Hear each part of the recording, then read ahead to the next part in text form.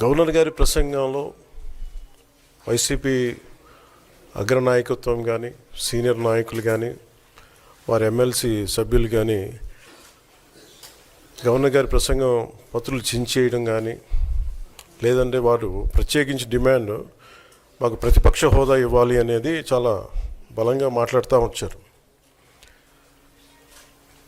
ఇది అడిగితే వచ్చేది కాదు, అది ప్రజలు ఇస్తేనే వస్తుంది.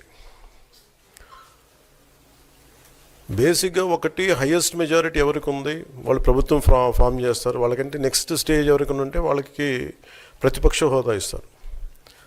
అంతేగాని గతంలో మేము ప్రభుత్వాన్ని పరిపాలించాం కాబట్టి మాకు ప్రతిపక్ష హోదా ఎవరికి ఇవ్వరు. అది కనీసం జనసేన కంటే కూడా ఒక సీట్ ఎక్కువ వచ్చినా కానీ వాళ్ళకి ప్రతిపక్ష హోదా దక్కేది. ఈ రోజున ప్రభుత్వంలో second largest party Janasena. So దాన్ని ప్రజల దృష్టికి తీసుకొద్దాం. వైసీపీ నాయకులు వాళ్ళు చేస్తుంది ఏంటంటే మాకు ప్రతిపక్ష హోదా ఇస్తే తప్ప మేము అసెంబ్లీలో అడుగు పెట్టాం, లేదంటే ప్రసంగాలను అడ్డుకుంటాం అని. ఇది సరైన మెసేజ్ బయటికి వెళ్దాం, ఇది సరైన విధానం కూడా కాదు.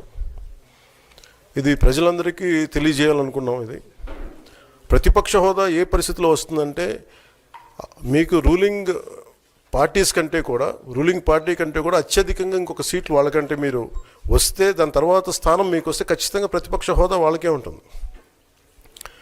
21 సీట్లు ఉన్న జనసేన, 11 సీట్లు ఉన్న వైసీపీకి ప్రతిపక్ష హోదా ఎలా వస్తుంది?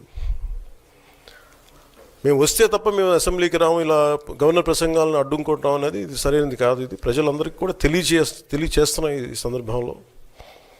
అందుకని ఇది భవిష్యత్తులో కూడా మేము కోరుకునేది వైసీపీ నాయకుల్ని, మీకు ప్రతిపక్ష హోదా ఇవ్వకపోయినా ప్రజలు మీకు 11 సీట్లు ఇచ్చారు, దాన్ని గౌరవించి మీరు అసెంబ్లీకి రండి.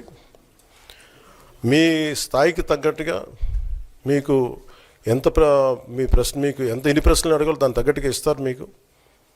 ఇవన్నీ దాటి మన స్పీకర్ గారు కూడా చాలా గౌరవంగా వాళ్ళు 11 సీట్లు వచ్చినప్పటికీ కూడా చాలా గౌరవంతో ఇంతకాలం వాళ్ళకి ఇస్తూ వచ్చారు.